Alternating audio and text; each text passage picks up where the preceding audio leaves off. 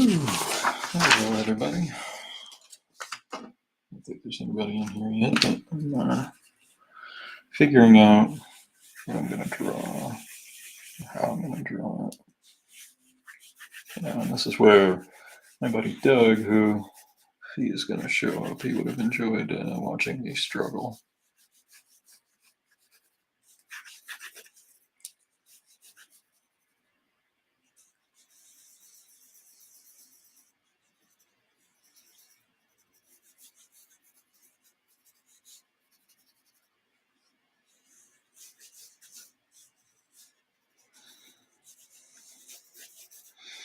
I always think foreground, middle ground, background when I'm working something out and I'm trying to come up with a, to draw my grid out mentally. Like, you don't want anything dead center.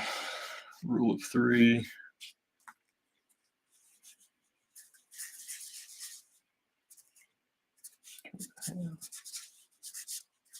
This is generally how I do my roughs, especially for like a quick little sketch. I try to get some storytelling in there. I try to have some visual interest. It's too bland for me. I'm trying to come up with something that's got a little zip to it, as I like to say. A little zip.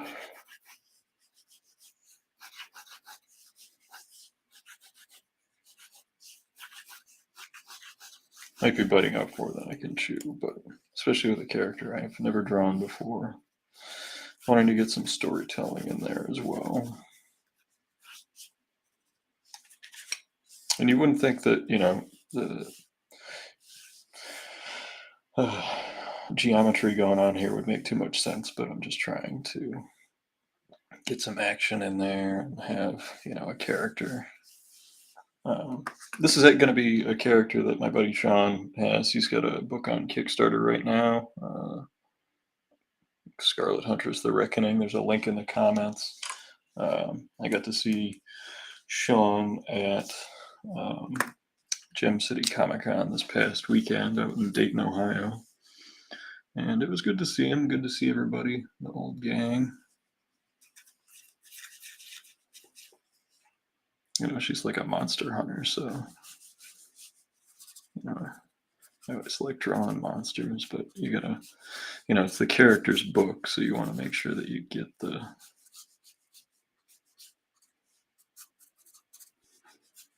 character in. I kind of want to put the character in parallel. You see how much balance there is? There's too much balance. The character isn't really moving or anything. So let's try to approach it a little differently. Let's draw the outline. And we want to show gravity pulling at the character. So we don't want to have it dead center. You want to have it, left of center, somewhere down here. And we want there to be something that shows the distance. So we're going to see the ground below.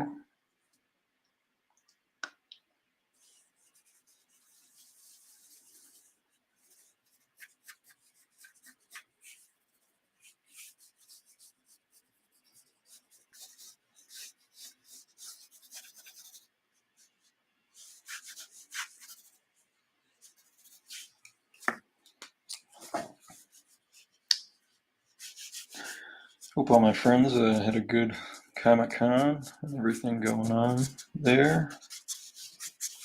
Yeah, let's get some monster going. I have no idea if Sean's going to use this for anything or if I just, he's going to hang it up in his studio, but, we want it to be cool. We want some visual interest. We need something that defines the depth. So we want to have, basically, if this is the creature coming down and towards her, we want to have like big scales here and then small as it goes further away. Let's give him like a little chin frill. I like drawing those on creatures. And then what we do is we need to set the stakes a little higher.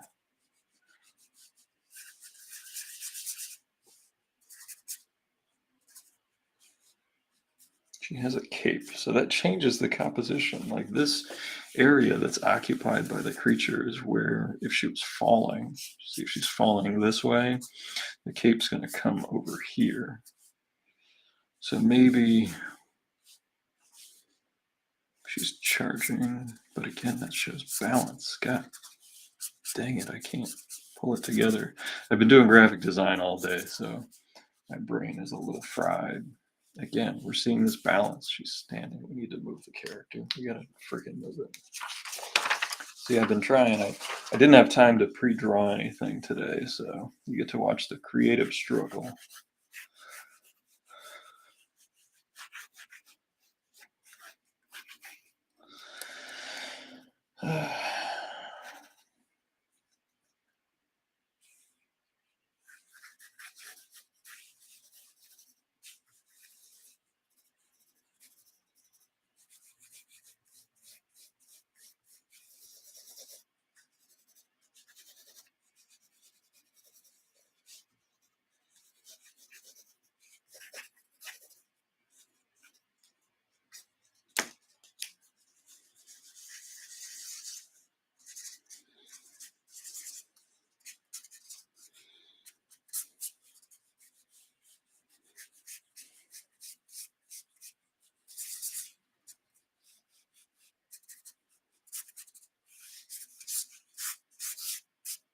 All right, yeah, that's what we're gonna do.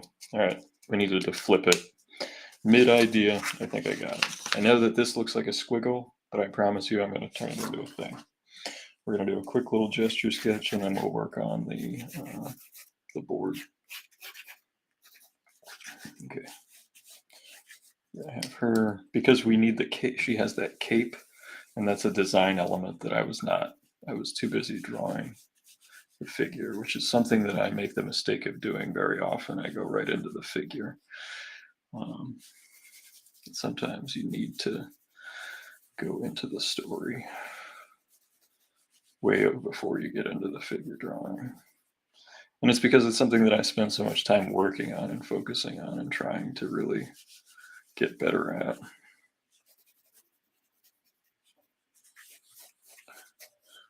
A monster up here, coming down this way, that cuts the piece. Here's our grid. And this is some of the stuff that I'm doing intuitively. You know, that I'm showing the rule of threes intuitively.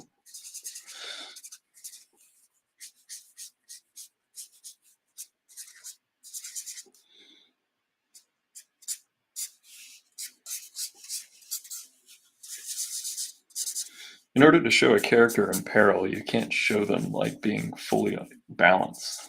You know, having them balanced is not going to be, for the viewer, it's going to be boring. Okay, there we go.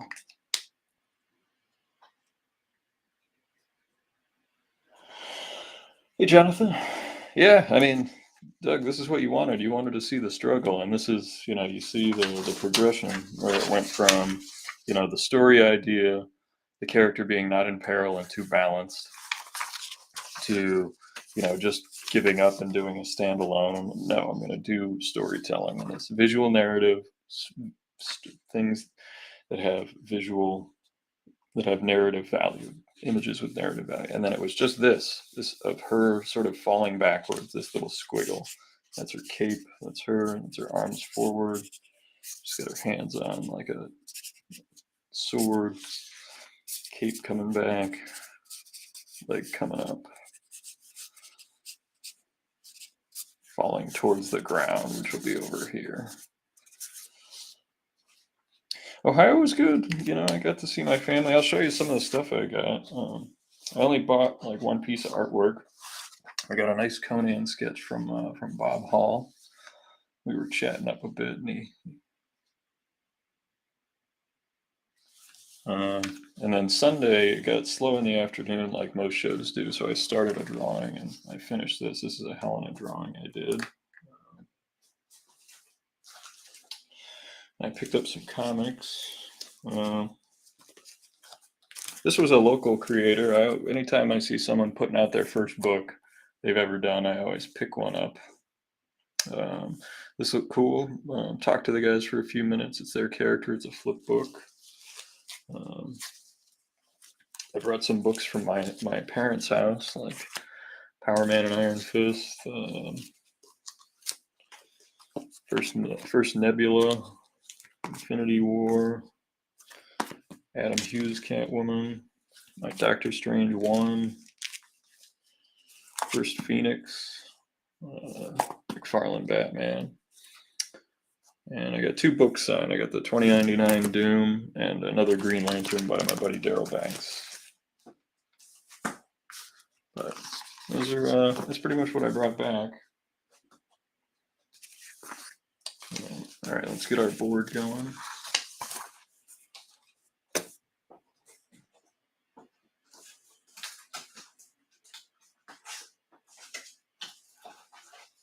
I also got some comics by my friends and stuff. My buddy Nate did a book called Punk Rock Ninja.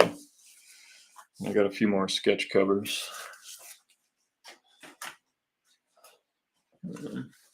I will be putting new sketch covers up for sale on my website.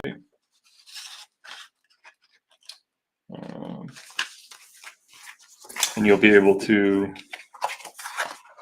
get those if you like. All right, we got our fresh crystal. I got a big chunk of the collection at home, to be honest, because I used to work at a comic book store, and you know, I bought a ton of stuff. I took a picture of some stuff.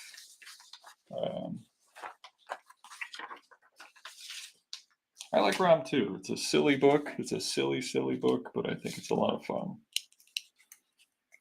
All right. Let's get drawing. I have not had time to draw at all today. It has been all computer work. It's been the way less fun stuff.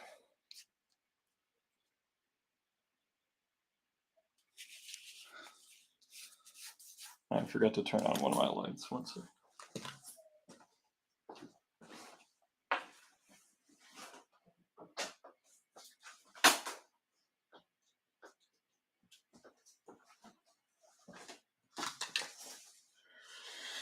There we go. Okay. All the lights are on.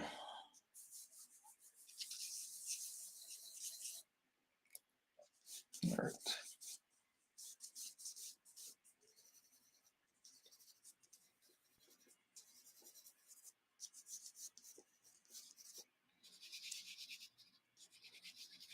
Don't want to be too close to the edge, so that's why I draw like a little box in here, and then I'll get my rule of 3 going.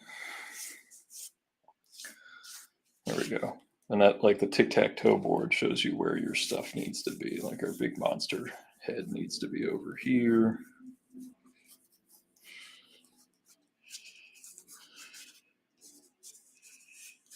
Cape over here.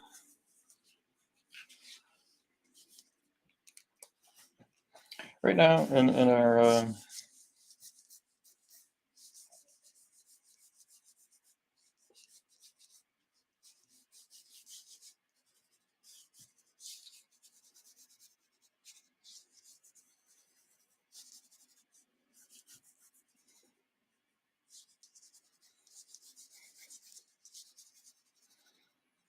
yeah, I still don't like this.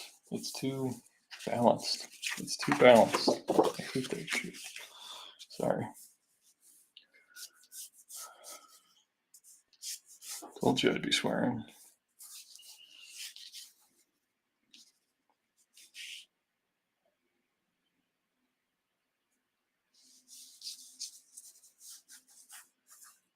I'm just winging it.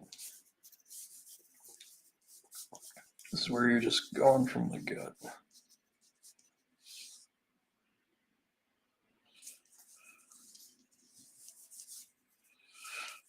Again, when it's a character that I've never drawn before, it adds to the confusion, frustration, etc.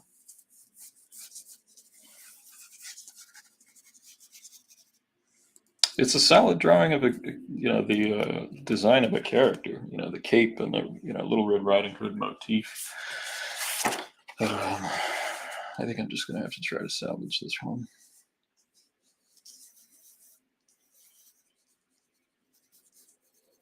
There we go, that's better. Just a twist of the shoulder helps some. Also, when I haven't drawn all day, it's tough for me to get my confidence going.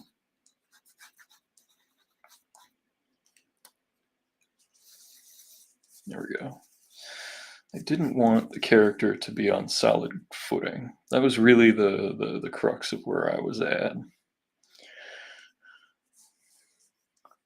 Because visually, it puts the character in control. Like they got blurry. See if this looks better.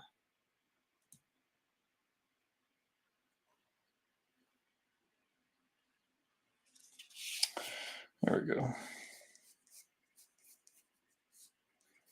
But yeah, I got to see Sean and Nate Lovett, and if you flip over to my TikTok, I did like a little video of like the island of artists that were around me.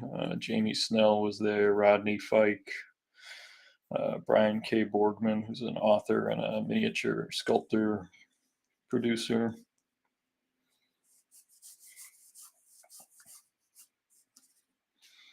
And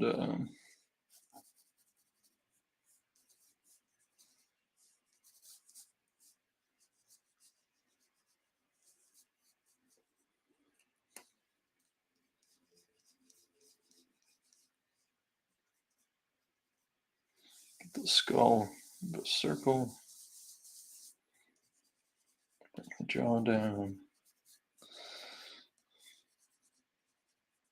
I'm actually going to probably have her cape or her hood just starting to slip off, so that we can have the movement of the hair.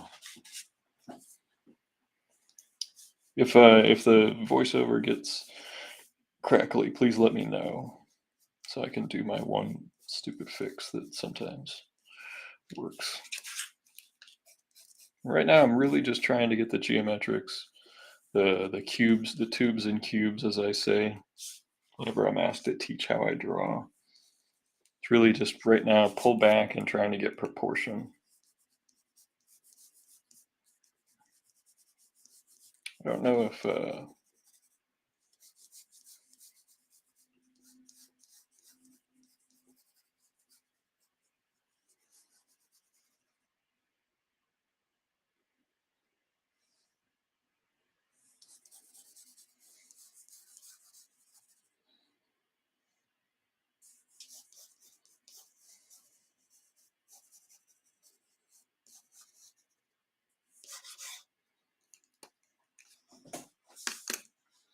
got a little water.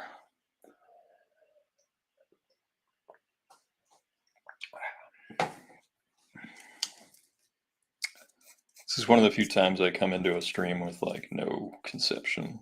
I feel bad because I was trying to think about this on the flight, but my second leg of my flight, I was parked next to an infant, so it was difficult focusing, and then I just really haven't had time.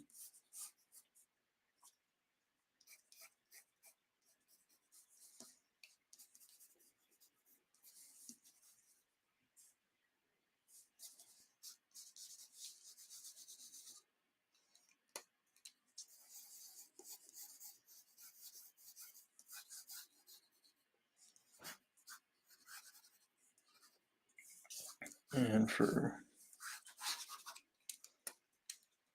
I'm gonna put her putting her foot on the edge of this guy. And maybe you don't see the other leg. And we're gonna actually give it a bit of a, we're gonna cheat a little bit.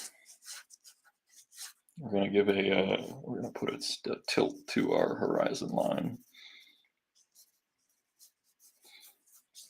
Now, I'm not sure how much you're going to see of the horizon line because we're going to use the monster to really frame this. So we don't want to have, I don't want any background really like around this portion right here. So what we will do is we will have like bits of maybe trees or something that come down from the sides, but right in here so that the character is framed and you don't miss anything. They're open.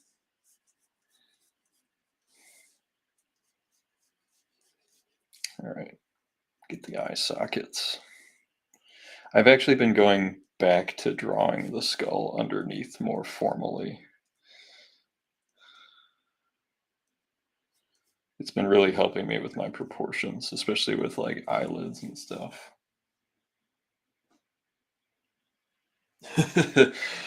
More swearing. Yeah. Trying to get sponsors. Somebody to pay for my art supplies.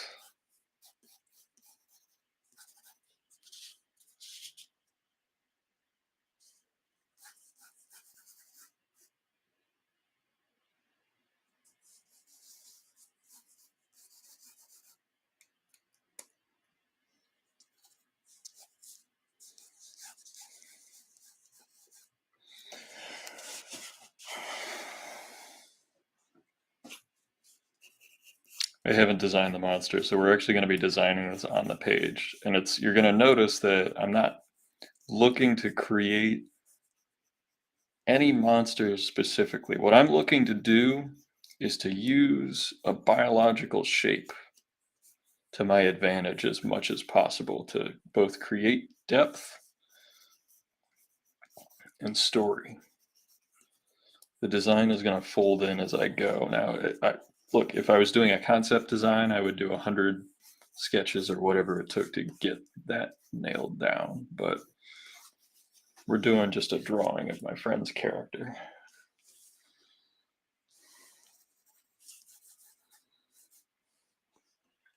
Now let's think expression. I think that, based on, what I've only read one issue of this book, and basically what I remember is that she was pretty much a tough lady, and he draws like the Michael Turner influenced, like cute Turner anime influence type faces. I draw angry characters a lot of the time. Like my character Helena is a pretty angry character at this point in her journey.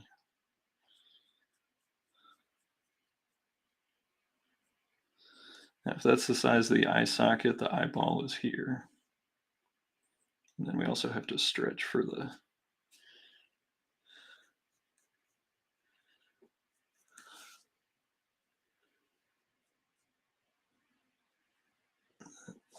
and you're going to be seeing like the side of the eyeball. You're going to get this much eyeball with the eye being here, and then because it's further away, you're actually going to have the eye sticking out some. So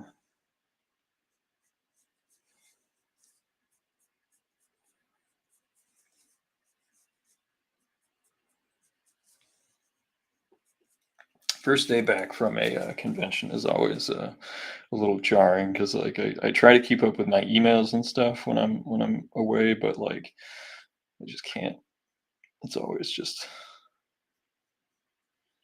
But the one thing that was nice is that this time I did get to spend just an extra day with my folks.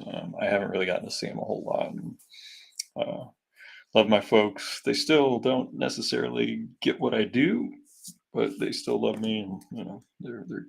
I was happy to see them for an extra day without the show going on because in years past it's been show up on Friday and fly back Sunday. This year I just hung out on Monday. It was nice. And if you're ever in Columbus, Ohio, there's like this pita place that my folks took me to. It was dynamite. It was like fresh made pita bread and slow cooked stuff. I think we need more teeth.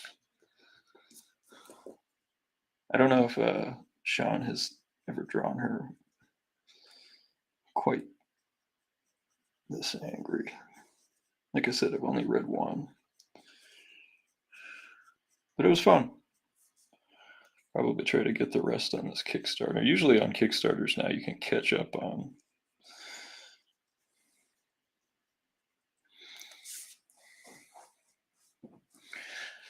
Michael Turner's style is so far like so diametrically opposed from how I draw, because I don't think he ever did three-dimensional geometric shapes in perspective for figures. I think he had a system of and like a stock stack of figures that he figured out how to draw. I mean, he was a terrific at what he did, but it's just a completely different way of doing the job. Because I just can't think that way. I can't think without the constructive element underneath it. I can't just draw, the outline. Like when I try to, it's something. It's fake. Like it's a cipher. It's something that I've drawn 100 times that I remember how to draw. Something like that. Her jaw's going to be sticking out a little bit. I'm going to have someone inevitably say, "Why is her jaw square?" Well, it's square because she's like gnashing her teeth and sticking out her jaw.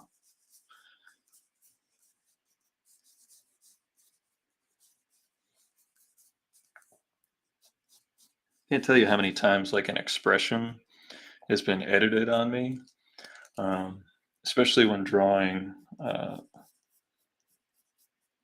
lady characters. Some of the most cringy edits that I've been handed down have been when I've tried to draw, a range of emotion, and I'm told that they need to be drawn cute. And this is recently. We're not talking, 100 years ago. All right. I don't have the design memorized, so I got to pull up my reference. Hoping there's a decent shot in the Kickstarter. I think there was one up here. There we go. She's got sleeves, which that's great because it actually helps define the shape.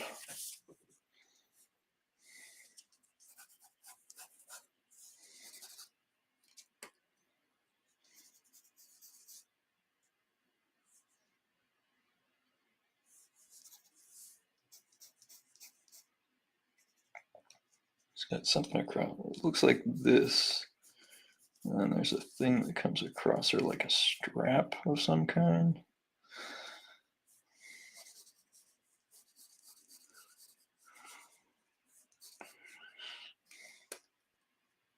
And then gauntlets, which those are good too. Gauntlets are good because they can help define the shape as well.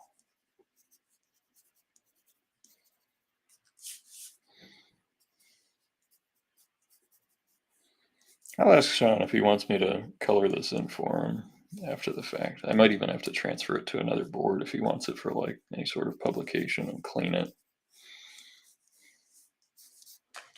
See, and I wanted to have room here, and thankfully, because what we can use, because she has this cape to show distance, okay, there's going to be some draping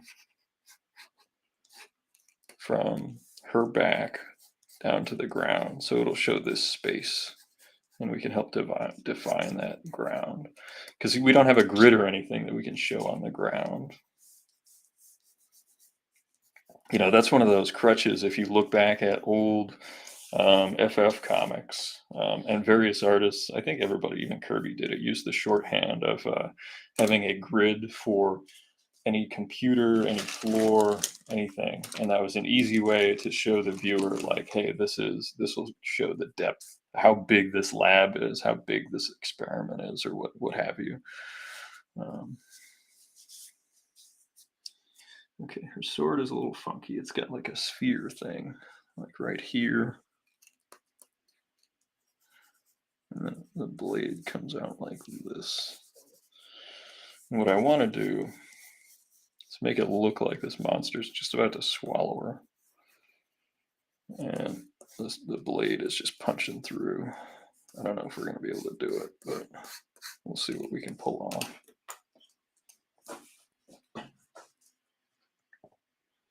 Now, to me, composition and perspective are paramount, but like we're talking about comics here. And for me, having very expressive faces, like the stiff faces kill me in comics. You got to really exaggerate at that point. Like, I would much rather have exaggerated expressions that reinforce the story than like the cute plastic figures or faces. You know the ones we're talking about. And look, some people, it's a different way of doing it. It's just the way I prefer it. So I like to say it's my flavor of ice cream.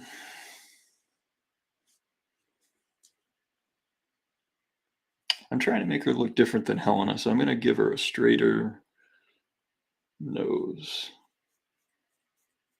Helena's got like a little curve to it, and the other lady in my comic has like a little bit of a bend to it. Her nose has like a little bit of a bump in it, like that. Like it comes down and then out.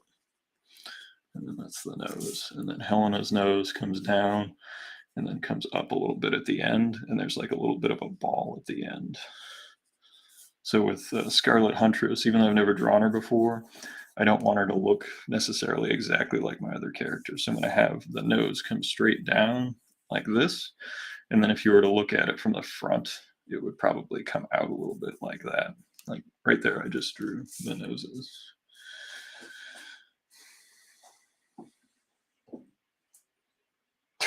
Yeah, it does. And that's cartooning. That's simplifying. It's using shorthand. I want to have a little, because everything is rounded and three-dimensional on a face, and that's where I've been trying to really up my game. Eye sockets have been an area of study lately, and I know that just sounds weird, but like, man, the skeletal structure underneath it, if you're trying to get like an action comic and not like a exaggerated cartoon, constant study, man. I'm always, I pick different things because I get bored. There was one summer I filled an entire sketchbook with just hair, just different hairstyles. I spent a whole summer just studying how people's hair moves, how they style it. Although now that was a number of years ago, so all those hairstyles are out. I'll have to do it again.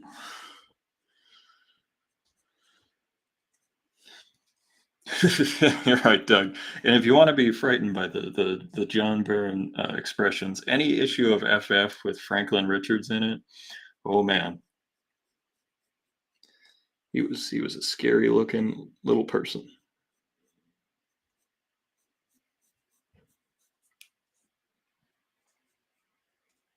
And then the jaw,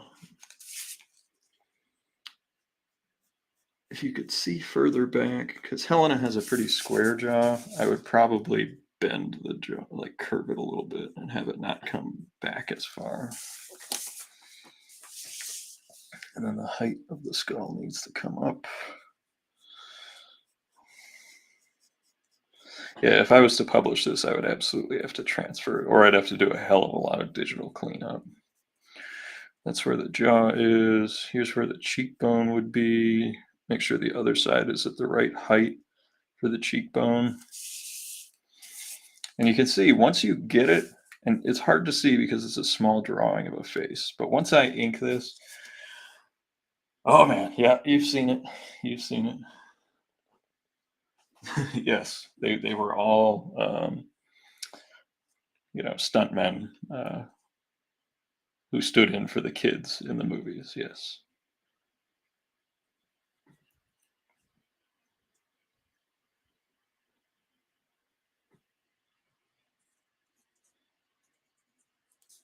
So the jaw is sticking out. Let's just make sure our teeth go back far enough. They should go to about here. Jaw muscle here. And this is really just because, like, lately I've noticed on some of my drawings, some of the musculature is just a little lazy, you know? And I don't want to do that. I want to have solid structure. Even if it's exaggerated, I want solid structure. And, you know, it's really helped with like my digital painting slowing down and adding the better structure. It's helped with everything. So it just makes it take longer, which, I don't have any crazy time sensitive deadlines at the moment. Maybe I can get part of the jaw in there. I may treat this as what I call a top sheet. And what we might do is just go real rough. Let's go real rough because the paper is starting, because I've put so much lead down already, the paper is starting to get a little anxious, as I say.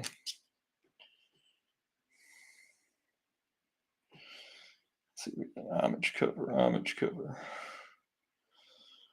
Oh yeah, I can order the extras. Cool. So I can catch up on the entire series.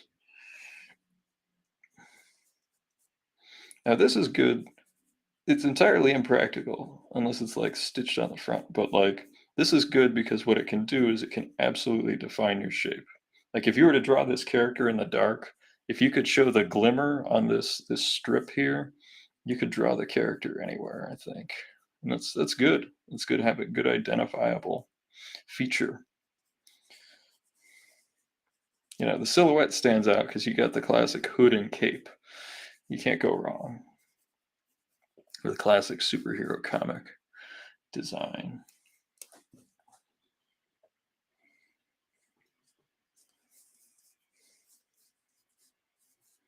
Overall, I always enjoy Gem City Comic Con. I really do, because it's art centric. I have a few ideas I'm going to toss the promoters' way just to help with some of the signage and promotion, I think, just to being friendly.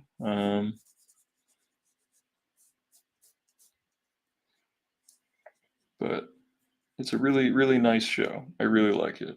I always enjoy it. Little 2-day artists, and it's not little, like it's a full convention center, but it's not like untenable.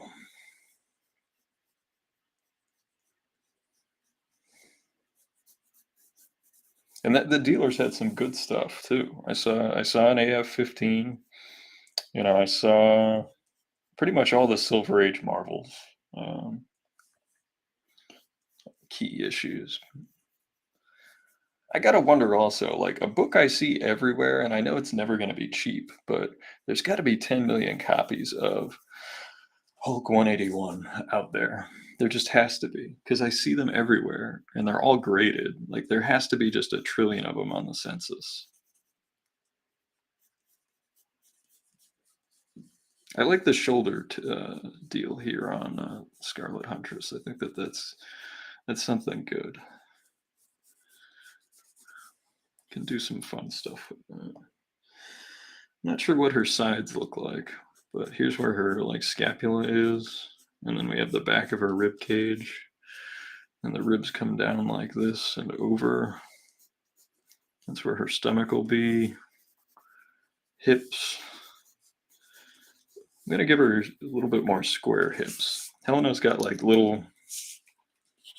Her hips are like this, and they go out a little bit.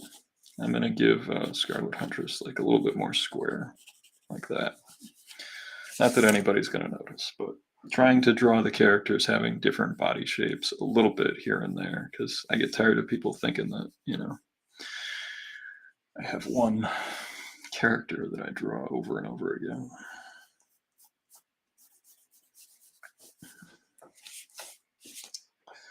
Get her leg up.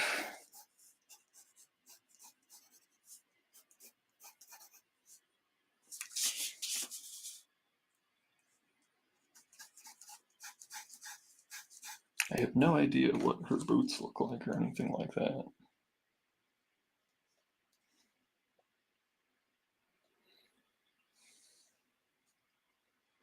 Oh, wait, there was a, yeah, there we go. There was a variant cover. Okay, so long pants that come all the way down. And then boot, and then like a strap thing.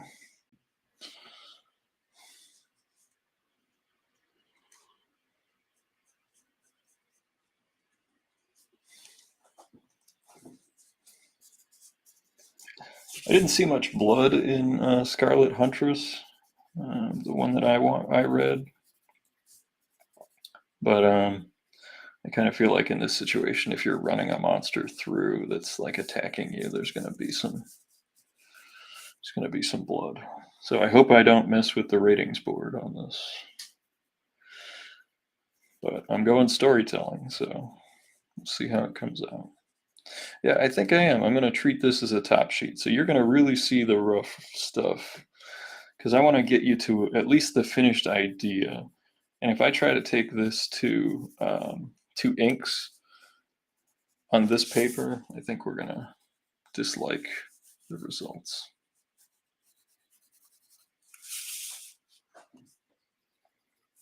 Okay.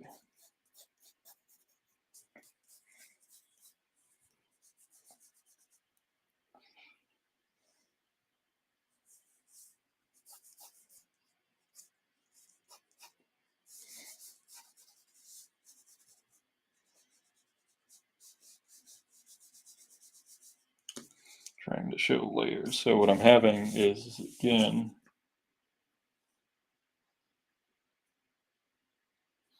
you're right. Yeah, changing the color is a good idea, Doug. Here, he's so close.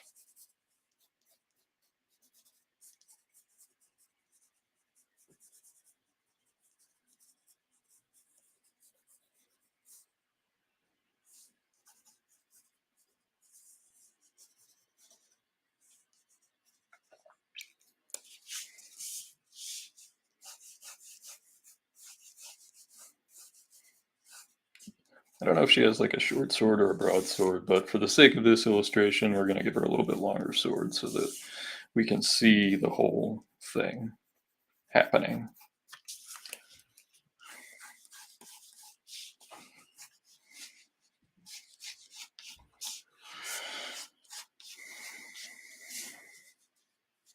Now see, I think what we can do here, and again, this is coming back to wanting to have the most movement.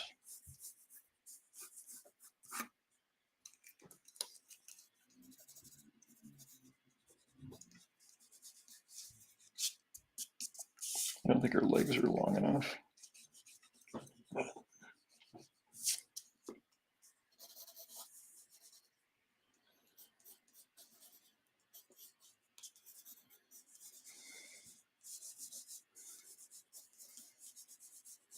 And this is a need-based monster design, like I said.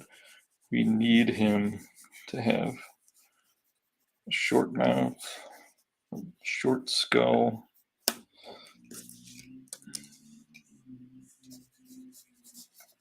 Have it come down like this. His jaw has to come into here. We need that mark right here. This mark here has to be the exit and the back of the skull. So we might need to move this,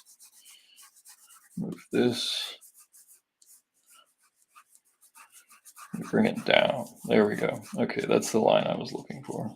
Sometimes when I'm chopping in lines like that, I'm looking for the line that I want.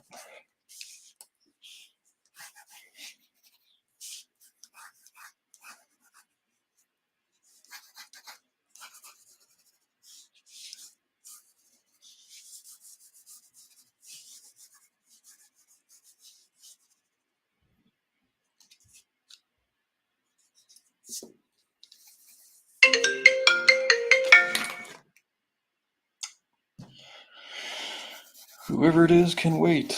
We're busy. I swear to God, I've had more trash phone calls lately for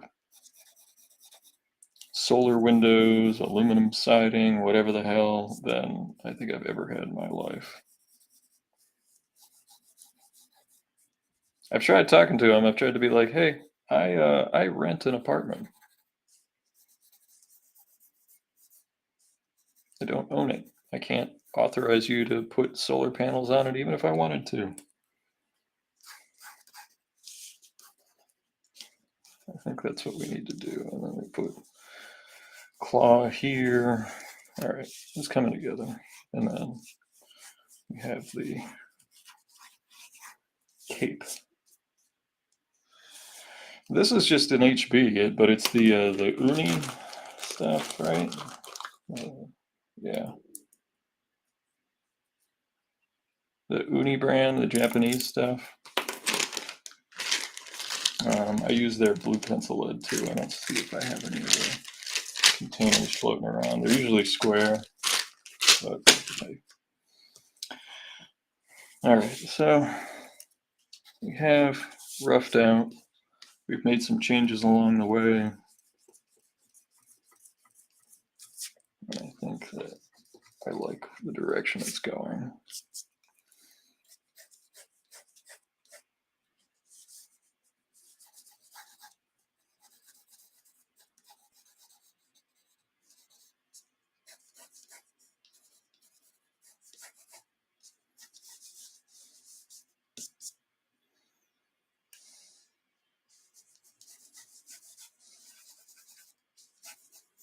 There's the other leg. We have to make sure that her hips are three-dimensional, not getting flat. When things start to get flat and I'm not thinking three-dimensionally, that's when my perspective and my anatomy gets all wonky. I'm sure there's someone on the stream who's like, your anatomy's always wonky.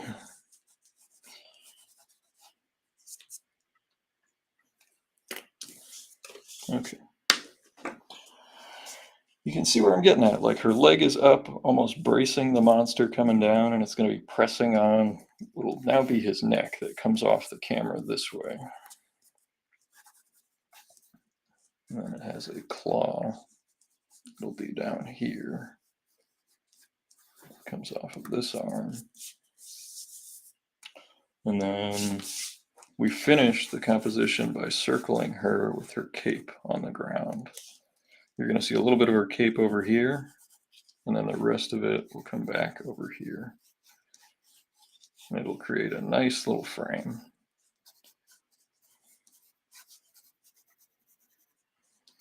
Okay. I actually think that because of where we're at, well, I'm me, so I have to do stuff.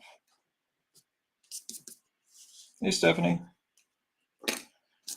Yeah, I'm trying. It's just what we're doing tonight is probably just going to be a top sheet, and then I'll transfer it over to another sheet in order to do the final drawing. Just because I came into this completely unprepared, and this is the frustrating part that I'll do on my lunch break or whatever, and then I'll just sit outside away from everybody and just be like, oh God, blah, blah, blah. I'll be like Ralphie's dad from Christmas Story, just swearing at the furnace.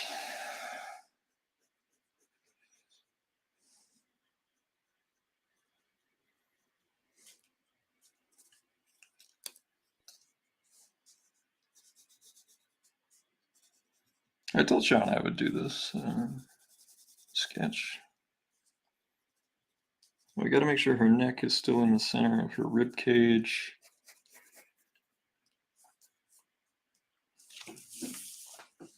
Okay, and now I'm going to get back to refining the figure a little bit. Now, to me, because I've messed up my knees, I've seen pictures of them without the meat on them. So I've seen x-rays and CAT scans. So when I looked at it, the best way for me to explain it is 3 interconnecting little rectangles is the knee portion. And then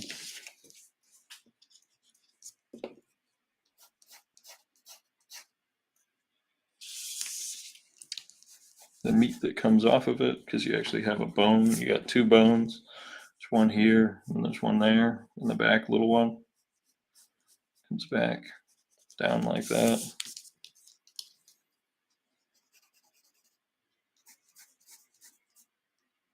And then there's the bottom of the foot, which we're not going to see the bottom of the foot, but we need to know where it is so that the boots fit. Something like that.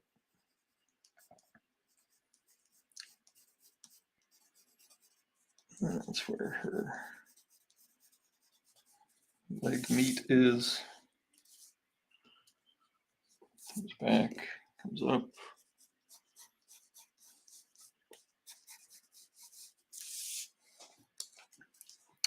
And this is not a officially licensed image. This is just me doing my thing because I like the character. I like reading the book. The last one that I backed, the last Kickstarter.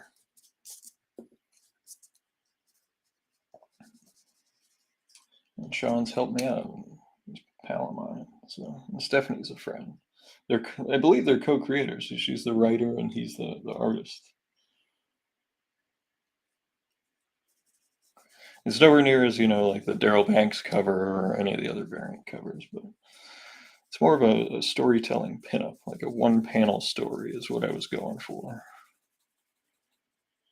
She doesn't have any knee pads, so it's just solid black. So what we're going to have to do is use some highlights to give it some dimensionality. And that's tough. That can be a tough thing to learn.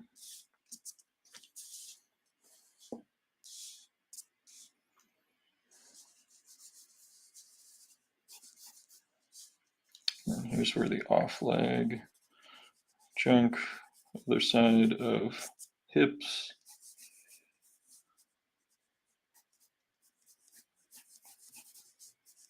Leg going other direction. And see, what I might do when I transfer this to add more urgency to this image is move it down some. If I move this figure down about 2 inches and give more space to the head, it's going to be way more dynamic. It adds more gravity to it. And then in that case, I might actually get a little bit of the back of the creature going up and then more trees and stuff up here. If I have this, and if this is black here from like silhouetted plants and stuff, I can have this bursting, like, a little bit of spatter, it'll pop.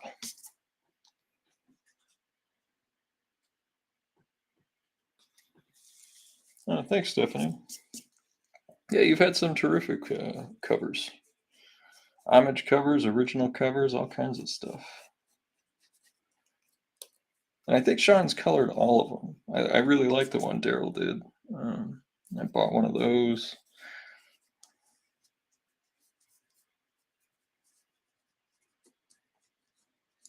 I think I bought it at the last Gem City, maybe. I don't fully have your design down, so I apologize if it's off model. Gonna zoom up. See, I'm using the Kickstarter, which there's a link in the comments. There's like a little crisscrossy thing right there. Oh, it's a tab. It's a tab.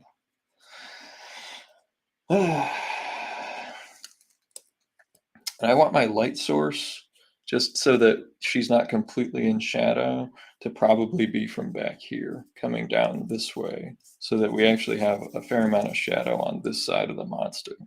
And in that case, we're going to have plenty of highlights here to make this leather that we were talking about pop. And you're going to get a nice hard line right here. And even probably a little bit of rim lighting here and then down. And then we get this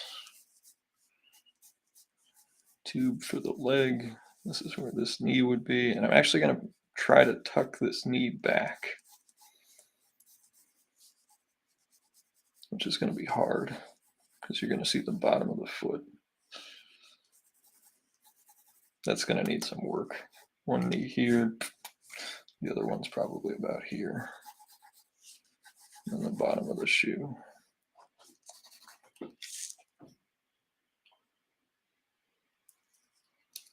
I don't know if I remember seeing that one. I might have missed that one. I usually gravitate towards watercolors, so.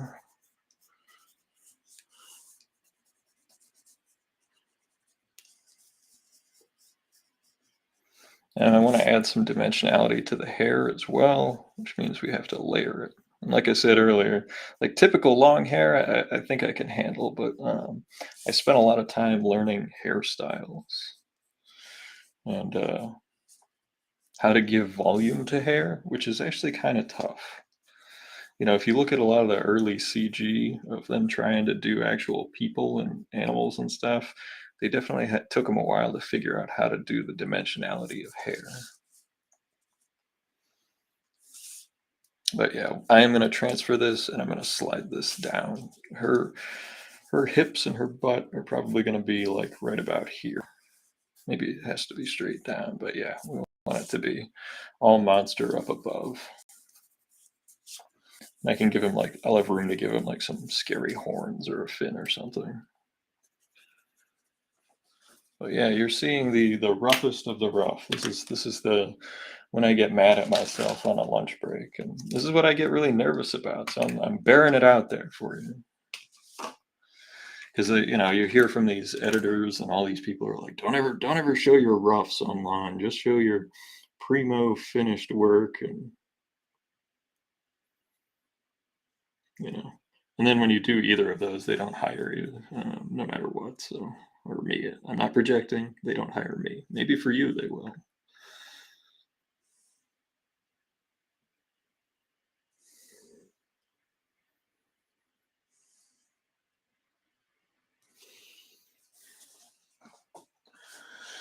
Right now, I'm really just going to go in on the figure. I'm going to pull out some stuff, and then on the monster, I'm going to pull out some stuff, and then we'll probably wrap it up after that. It's going to take a little while, but like I said, I want her to have a different nose than Helena, so I went with that straight nose that has kind of a soft end,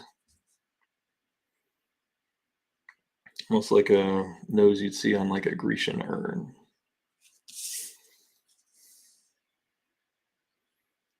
It comes up like that. And here, because from this angle, you're going to actually see part of the eye socket there, and then that's where the eye would be coming out from the eye socket. And then there's that cheekbone that we figured out where to put. See, for me, the inking process.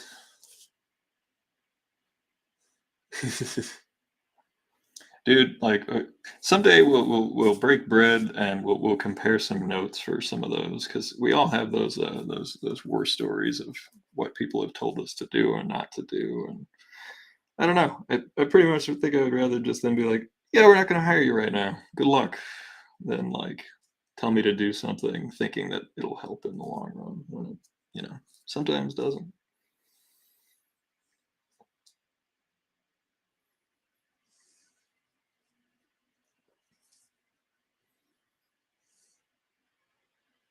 Okay, now mouths can be tough because from certain angles, like because teeth are shaped like, if you look at it from above, you think of dentures. Teeth are shaped like this, but depending on where your cheekbone is, it affects where the lips are and where your nose is and how far forward your skull comes. So like it can be real tough to get that stuff down.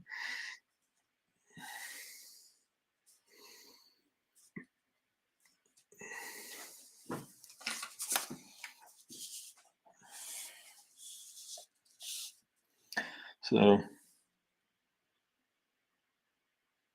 and then the teeth, if you feel where your lip is and then where your top teeth are and about how far they are from your nose, you just don't want your top teeth to be too far away from your nose, your upper lip. Like that.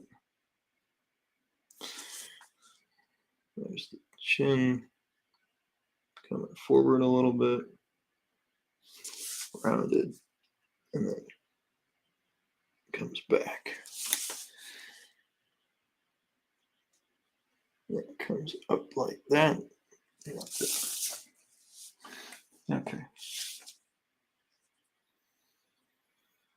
It can be absolutely infuriating, especially when you have to have any sort of tension in the neck or the back. Jesus, yeah.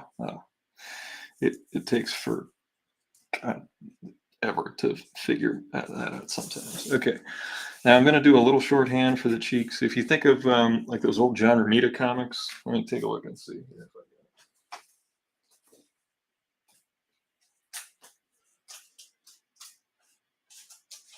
Here we go, right there.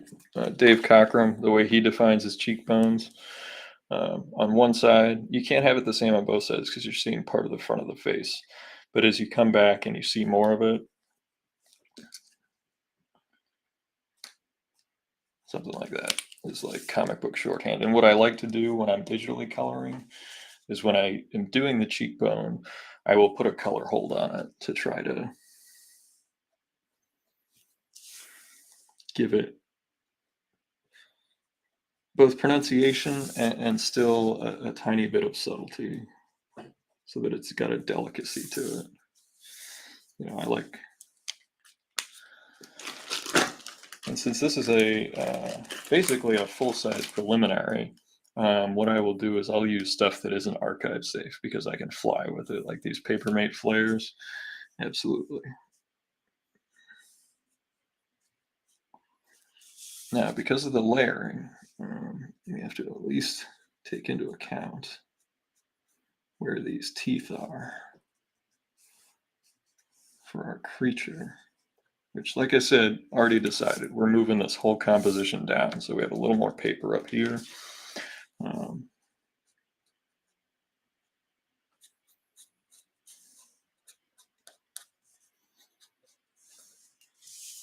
And what I want is these are the eye teeth, like the canines. And in order to show the depth of where his head is tilted in the mouth, I want to show the canine on the other side very, very intentionally. And then we have it coming back. Clearly a carnivore. Okay, then we have one up here, one up here.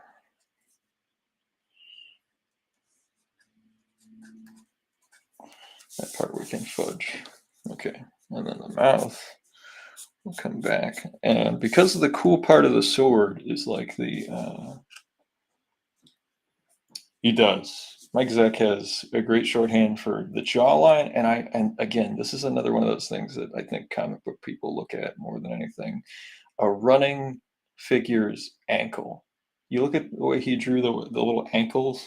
You know, most guys, they come down and then they just draw like a diamond like that. His had like a little extra zip to it, and you always knew where the Achilles tendon was, like from the side, like the Punisher's boots or whatever. Again, the minutia of stuff that we look at, you know, and I get lost in it. I wholly admit it. You know, at Gem City this weekend, and this is really important. I spent most of Sunday explaining what artists are doing there. I spent the whole day really like just being like, hey, welcome. People telling me it was their first show and they had no idea like what to do. So like I'm really considering making like a flyer or something that's like, welcome to your first Comic-Con, you know, that has like a spiel on it or something that's better prepared rather than trying to figure it out on the fly and repeating myself. Because people didn't know what sketch covers were. People didn't know that they could commission artists to draw custom drawings of their favorite characters. They just didn't know. And because of that, you know, the people that were walking through the door didn't necessarily know, like, you know, what was available, what was there to buy. Like, why were people standing around chatting with the artists while they were drawing? Like, it was really important to educate them and be patient.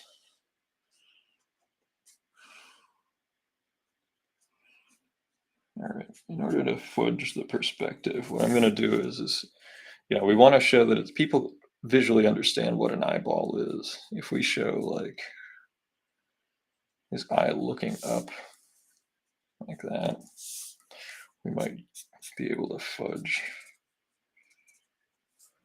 Yeah. And then I'm going to go back in and we'll spot our blacks. I like to spot the blacks on the rough.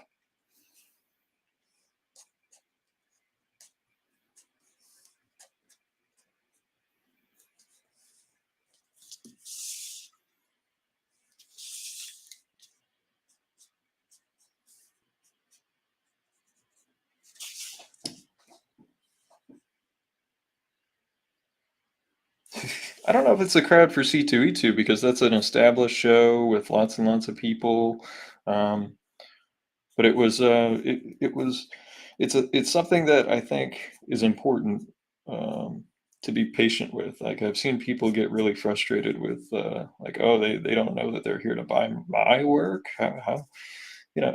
And one of the things I've always found is that, you know, and there were two folks that I was the first artist they ever met, and I was the first comic book they ever bought directly from an artist. And if you've experienced that, you know that you're their artist for as long as you don't, do something to affect that relationship in a negative way. Like you don't blow them off for a commission or something in the future or whatever. You're they're a fan of yours for life usually.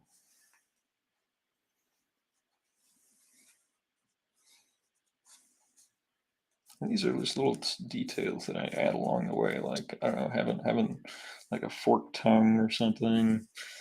I wish I had room to put it down, but that would be really obscene if like this big forked tongue was like wrapped around this lady.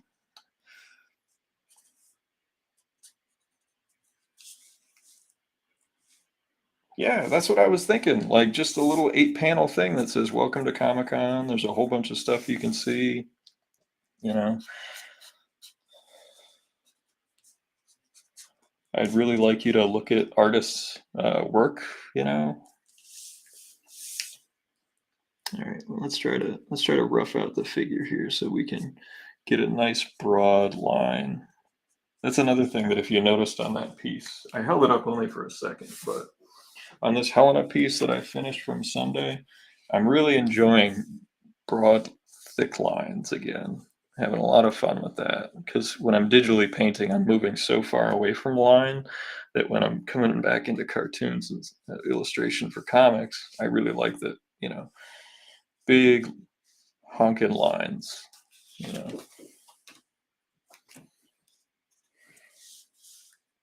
Okay, she's got that cool little circuit. Let's finish off this. This leg is important to get the most weight on. It has to look like she is struggling. You have to show the bend in the fabric, the tension in the muscles. Like when you flex your calf muscle, it's not rounded and soft. It's got a curve, it's got like points to it almost. And the muscle's gonna be like flexing out this way.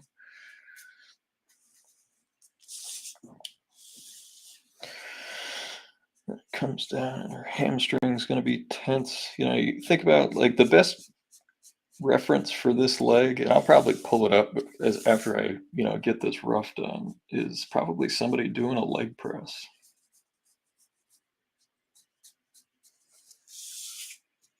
Because that leg, like if this sword doesn't kill this monster, that leg is going to be the only thing like slowing down her getting eaten.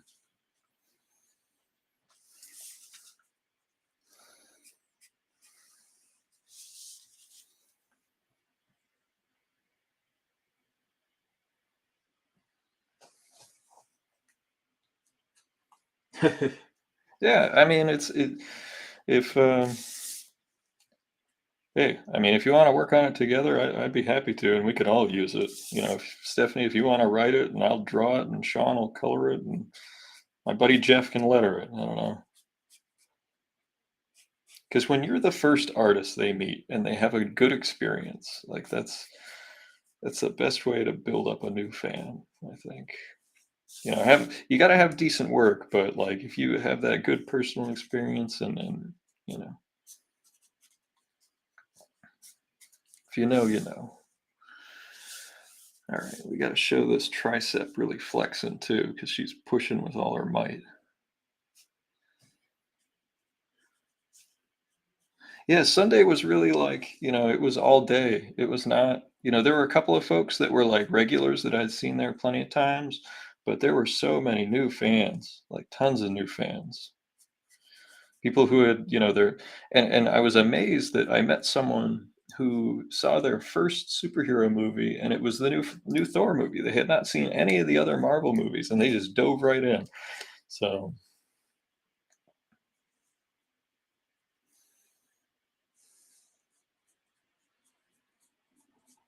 I'm having trouble seeing the piece, so I'm going to bring in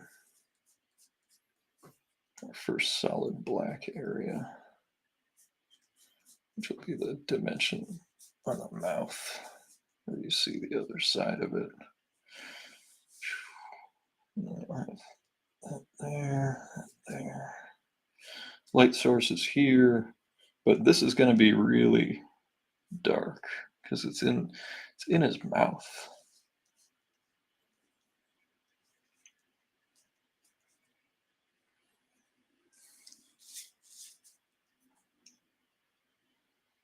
You're probably right.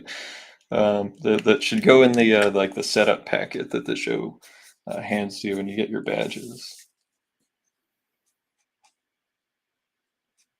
Now, look, there were some people that were impolite to me at the show. There were some people that didn't like the charity I was collecting for my CGC signatures. There were people, you're going to run into people that, don't want to be, cordial, but like in general, it's worth a shot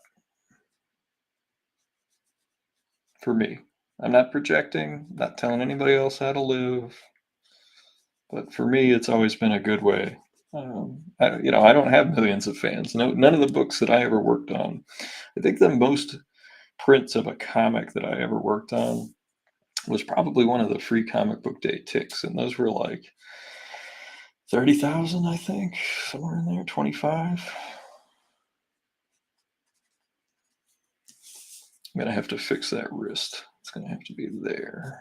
We can't go in with whiteout because we're gonna be shining a light through from the other side to transfer this image. There's her like cool sword icon thing. To me, that was like important to the character. And the good thing about putting it into this dark area is that we can put like a little glimmer on it into the shadow here. Just a little one, like right where that is. And it'll just give it a nice little pop. All right, we got to show some flexed muscles in here. So we want to show a locked elbow. Now that she has sleeves, it's tough to show the tricep, but we'll see what we can get.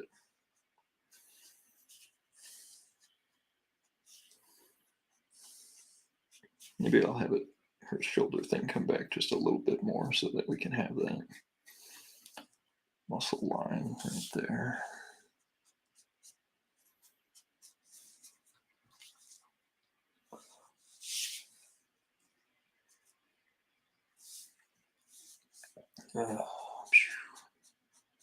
We're just doing a rough. When you see the finished one, then you can, if I don't screw it up, you can say that it's good then.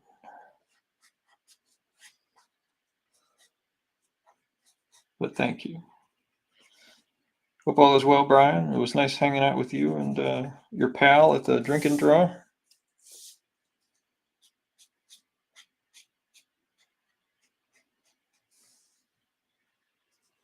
Let's bring this down. All right. And this is about how I would do a rough for a cover for anybody. Like, once I get the idea and I like it, and it gets like the little tiny thumbnail gets approved, this is the next step. So we're just pretending like they approved it. We're just pretending.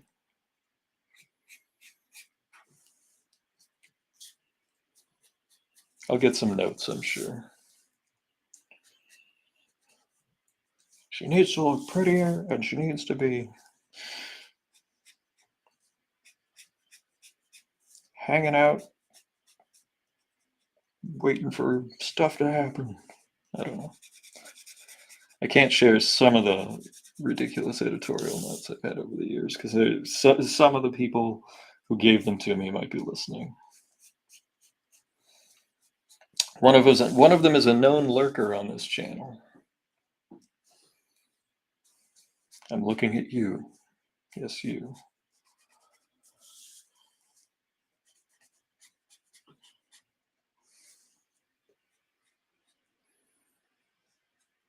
All right, well, this right here was a very intentional design choice by Sean. The vertical topographical lines on her suit, it makes it so that it defines the torso a little bit better. And then, I'm gonna go off script a little bit because I don't think I saw one.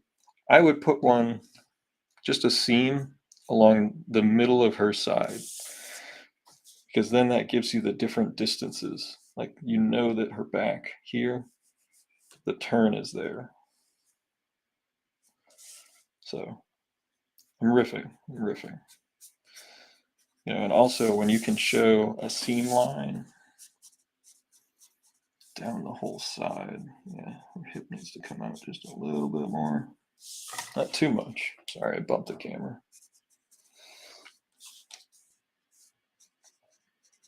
Junk comes down.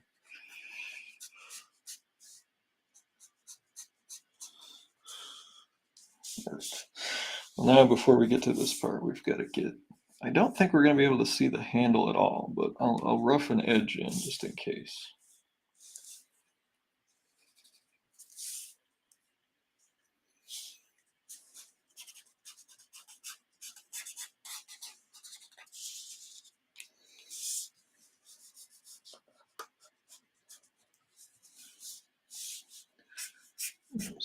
Blade.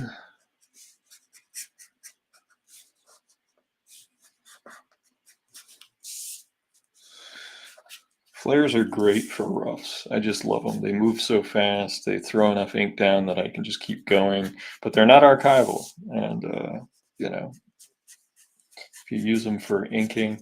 And there's actually a few famous comic books that were inked entirely in flare, and they are now disappearing. Alex Toth was famous for using flare. Terrific artist. And also, The Death of Captain Marvel graphic novel by Jim Starlin was done entirely in flare. And if you ever see an original page from it, they are all brown and turning gray. And even the ones that were kept in drawers, like just the UV light, the ambient UV light in the room breaks it down.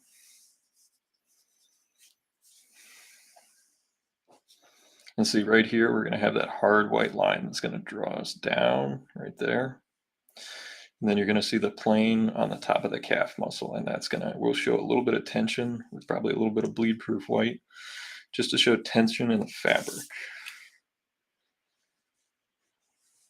If you can't show the muscles, you got to show tension in the fabric. Okay, there we go. Got that. Boom, boom, boom.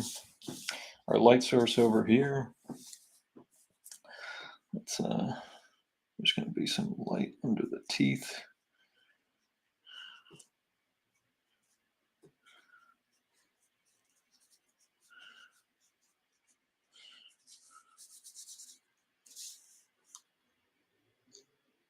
Yeah, Mike Allred. He might have, yeah. You know who doesn't get enough credit for those Madman comics? His wife, Laura. She did phenomenal color work on that book. Had a very distinctive look to it. It didn't look like anybody else's book, and it just had the right amount of pop.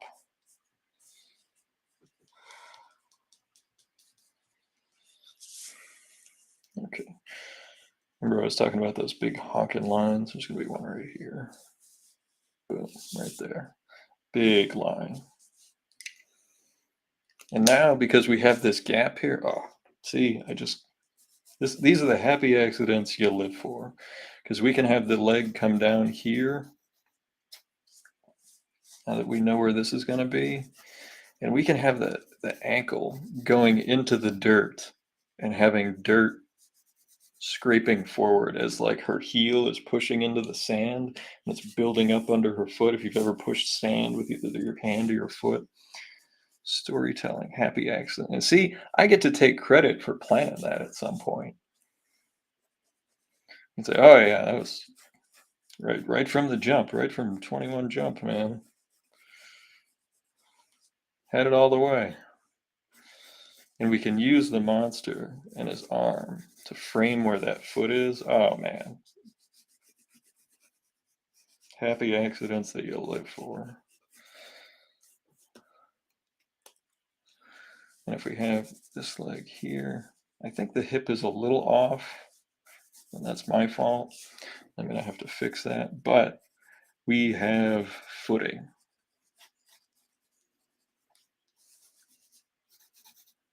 You're going to be able to see the dirt building up, and then there's going to be a hole from pushing our foot in.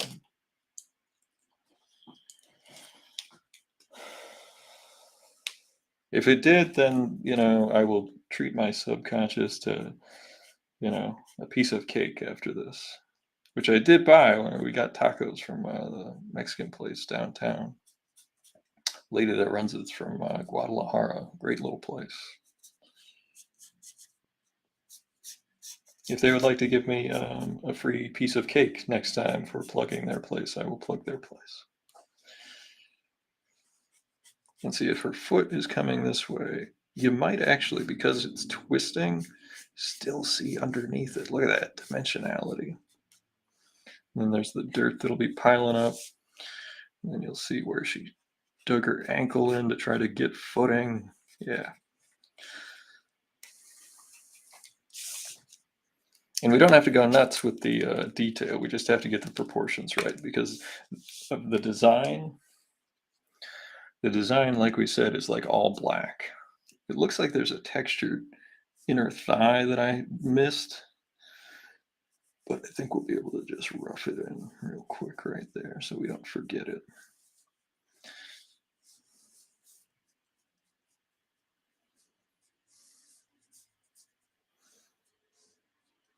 I don't think there's going to be any highlight there. Maybe down at the end of the ankle, but I don't think there will be.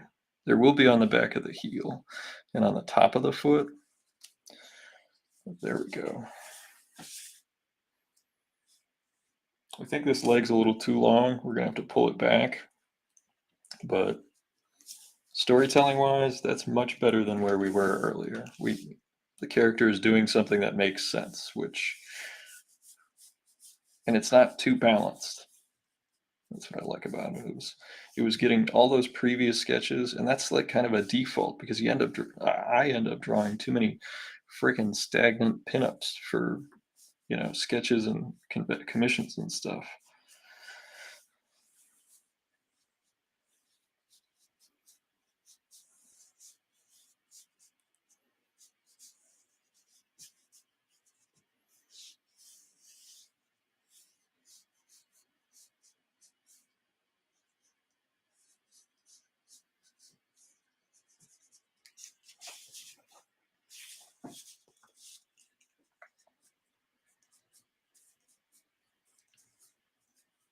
This is a texture I've used for like the neck area and like mouths of like dinosaurs and alligators before. And it's just a really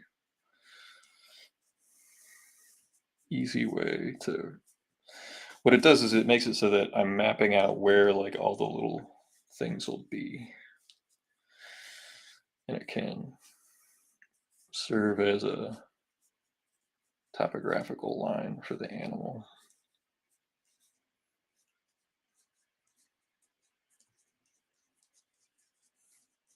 And it helps me inform the light source when I go in and add the detail.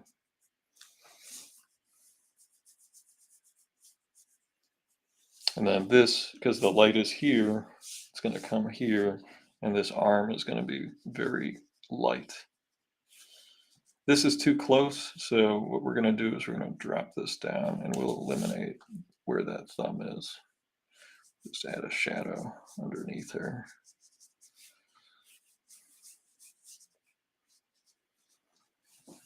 Don't want to create tangents, they drive you nuts.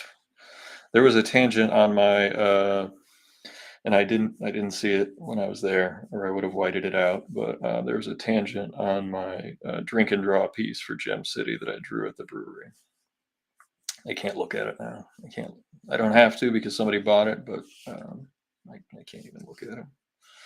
Such an amateur mistake. I can chalk it up to being hungry because like we had to wait a while for our food. But I can give an excuse, but it still doesn't fix it. It was an amateur mistake.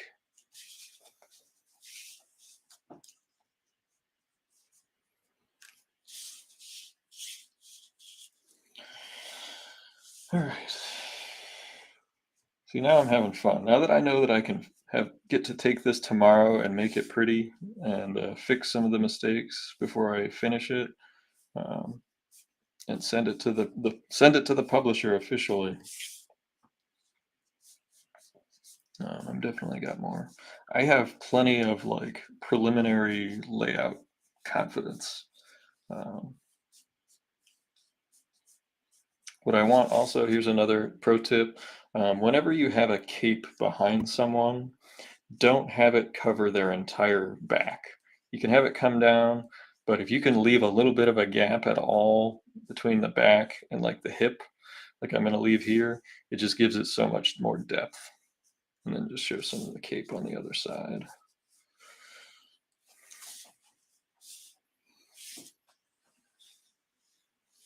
See, now I'm having fun. You know, you get to draw an angry, tough lady fighting a dinosaur-looking monster guy. And I'll change this some tomorrow. The design, like I said, I'd like to add some like cool horns or something if we have the rooms for moving it down. Cool horns I like. And some spikes maybe, but nothing too nuts. Nothing that compromises the purpose of the composition. And then we also want, in order to create another layer, like this foot is in front of this part of his body, and thus this part of his body needs to stretch out to where the other foot is way pushed back behind it. So there's that like lump of rock. So you're going to have layers from here, here, here, here, here, and it brings you all the way down. But we're going to use lighting to really bring it over here. All of our lighting and texture is hopefully to bring you right into this area here where the main character's killing the monster. Now I'm having fun. It was that breakthrough of the other foot. It really changed, it really turned the tide of this whole drawing for me. And I know that that sounds stupid. And it's like, just like a foot. Yeah, just a foot. And, you know, drawing it correctly and getting it to fit with the story, like huge for me. I do think Scarlet Huntress takes place in present day, but this is kind of like, there's not much present day in this. I'm sorry if that compromises the mythos.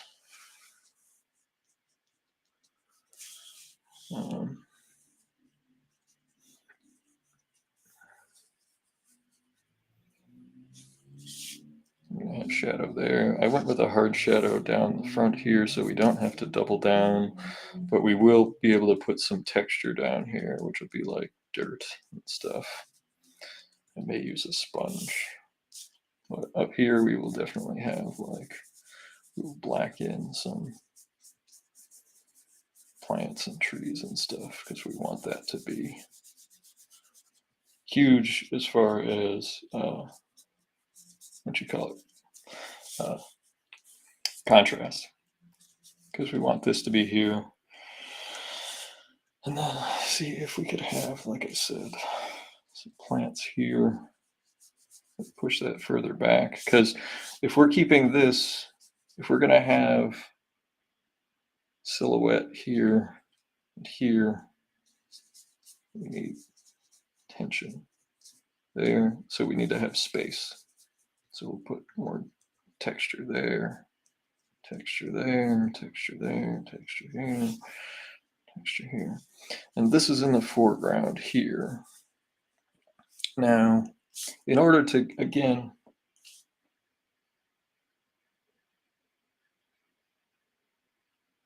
yes, one little element when it fixes something, when you fix that little problem that is bugging you, man, it is, that's, if I could bottle that, that's the drug, man.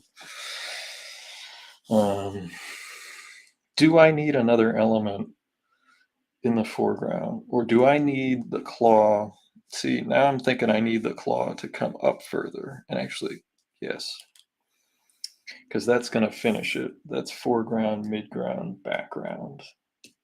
If we have the claw actually come up to here. I'm going to use whiteout because at this point it doesn't matter. I just want to show what I'm saying. I'm just going to illustrate the point. Because we have this layer here in front of this one. And if we put a layer here that's very much in front of her leg, right in here, and has an intentional break, see, my initial idea was, or reaction was to move away from the tangent. Well, making it more intentional and having, you know, her bum is like here. Junk. Other leg. It's like that. If we put the claw up in front, like that, and then we put more detail in this, we detail the shit out of this, and we go back a little further and don't, I think that we can have a more complete piece. I do think we need something in the immediate foreground. Maybe it needs to be some more. Well, when we move this down, move her down some. Well, now that the arm's here, we can't move it down. So we're going to have to figure this out too. See, I think we're going to have some ferns and such in the foreground to continue framing it.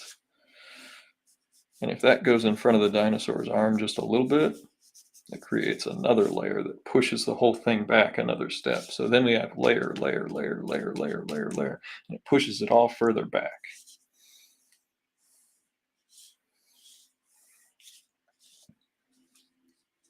You know, if you listen to even a guy who is really more about stylistic approach and motion in Todd McFarlane, he used to always talk about layer, layer, layer, layer, layer. You know, planes and layers was his motivation for creating dynamic imagery. He wasn't looking to draw the best hands or feet or whatever. Like, he was looking to create different dynamics. You know, and I don't react to that stuff the same way that I used to as a kid, but like, he definitely, you can't argue with the success he's had. Okay. A little bit there. And I've definitely subscribed to the best way to get your spotted blacks in the right places to squint. See if we bring some trees over this way from the side. I don't want to have it touching there, but I think we could have it there. As long as this is framed here and here, I think we can have stuff go up like that. And we can add rocks and all kinds of things.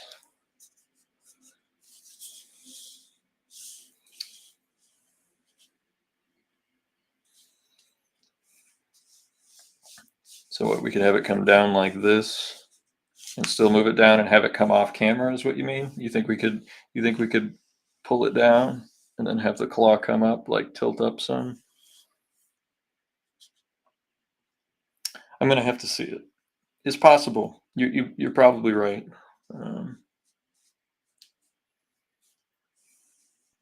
But yeah, if we can make that work, that would be good, because that would create, like, you'd get that 90-degree angle, and the claw would be like the final of the little circle we've got going on. Yeah, part off camera. Yeah, like if this is the edge of the camera.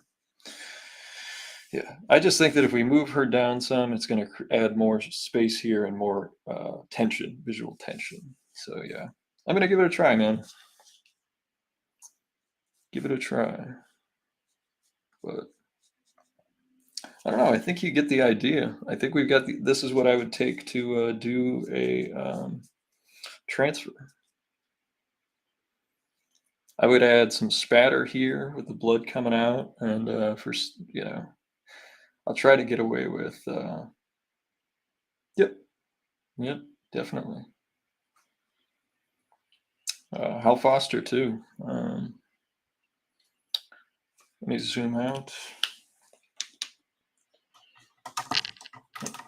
My fancy zoom lens that everybody likes, that I get made fun of for on YouTube. Hey, if somebody wants to buy me a fancy camera, then this is the layout for the pinup that I'm gonna do, and I'm gonna finish.